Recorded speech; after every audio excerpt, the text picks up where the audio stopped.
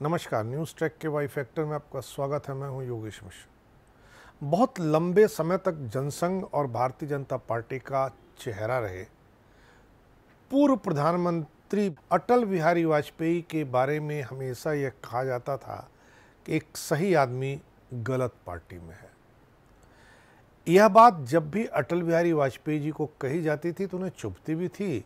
Parliament में अपने एक भाषण में उन्होंने इस बात का जिक्र भी किया था, से लेकर जो उनको दुख होता था उस पर भी अपनी राय जाहिर की थी। लेकिन हाल फिलहाल अमेरिका के प्रतिष्ठित अखबार द वॉल स्ट्रीट जर्नल ने लिखा कि भारतीय जनता पार्टी विदेश की बहुत बड़ी पार्टी है, पर इस पार्टी को गलत समझा गया, यानी इसको सही ढंग से समझने की कोशिश नहीं की गई, या ये जो पार्टी है इसकी जो सच्चाई है उसे समझा नहीं गया। इसकी वजह भी बताई गई है कि यह एक ऐसे सांस्कृतिक और राजनीतिक इतिहास से उत्पन्न हुई है जो अधिकांश गैर भारतीयों के लिए अनजान और अज्ञात है। भाजपा को अमेरिका के राष्ट्रीय हितों के लिए दुनिया की सबसे महत्वपूर्ण विदेशी राजनीतिक पार्टी और क्षेत्र में चीन की बढ़ती मुखरता के बीच इंडो पैसिफिक रीजन में अमेरिकी रणनीति की धुरी के रूप में वर्णित किया गया है। एक प्रमुख अमेरिकी शिक्षाविद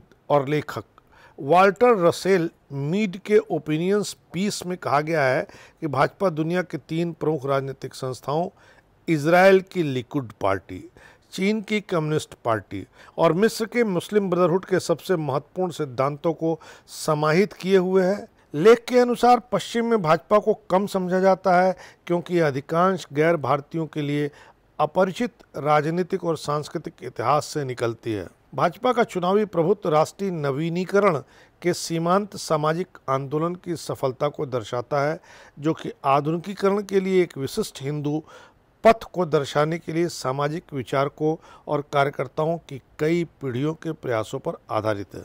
मुस्लिम ब्रदरहुड की तरह भारतीय जनता पार्टी भी पश्चिम के तमाम विचारों और उन्नतशील तथा प्रगतिशील कही जाने वाली धारणाओं को सिरे से नकारती है, लेकिन यह आधुनिकता की प्रमुख विशेषताओं को अपनाती भी है। चीन की कम्युनिस्ट पार्टी की तरह भाजपा 1 अरब लोगों का नेतृत्व करने की दक्षता और क्षमता भी रखती है। भाजपा से देश के अधिकांश लोगों को एक वैश्विक महाशक्ति बनने के लिए एक राष्ट्र का नेतृत्व करने की उम्मीद है। इजराइल में लिकुड पार्टी की तरह भाजपा लोक लुभावन बयानबाजी और पारंपरिक मूल्यों के साथ मूल रूप से बाजार समर्थक आर्थिक रुख को जोड़ती है। यहाँ तक कि यह उन कुलीन लोगों के गुस्से को भी प्रसारित करती है जिन्होंने महानगरी पश्चिम केंद्रित सांस्कृतिक और राजनीतिक द्वारा बहिष्कृत और तिरस्कृत महसूस किया है। 70 वर्षीय मीड ने कहा है कि भारतीय जनता पार्टी को आरएसएस और अपने तमाम अन्य लोगों के साथ गहन चिंतन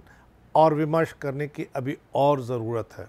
इसी के साथ अमेरिका और अन्य पश्चिमी देशों को भी इस पार्टी के साथ और निकटता कायम करने और इससे शक्तिशाली संबंध बनाने की भी ज़रूरत महसूस की जा रही है। आमतौर पर हाशिए पर पड़े बुद्धिजीवियों और धार्मिक उत्साही लोगों के एक समूह के साथ अब आरएसएस शायद दुनिया का सबसे शक्तिशाली सिविल सोसाइटी संगठन बन गया है। अमेरिका और भारत के बीच मजबूत रिश्तों के महत्व पर भी प्रकाश डालते हुए कहा गया है।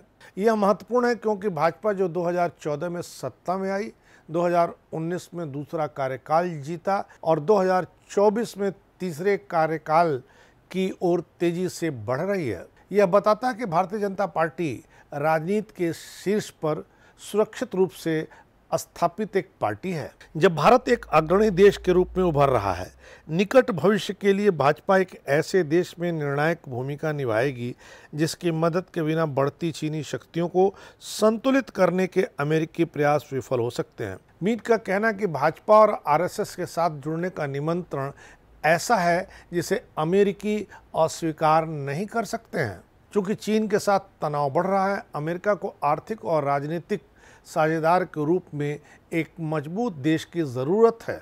हिंदू राष्ट्रवादी आंदोलन की विचारधारा और प्रक्षेपक वक्र को समझना व्यापारिक नेताओं और निवेशकों के लिए उतना ही महत्वपूर्ण है जितना कि भारत के साथ आर्थिक रूप से जुड़ना।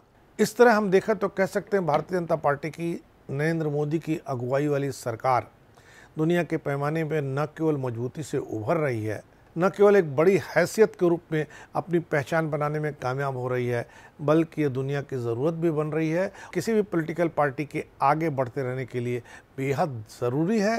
इस बार इतना ही, अगली बार फिर मिलेंगे किसी नए सवाल पर नए ढंग से बात करने के लिए।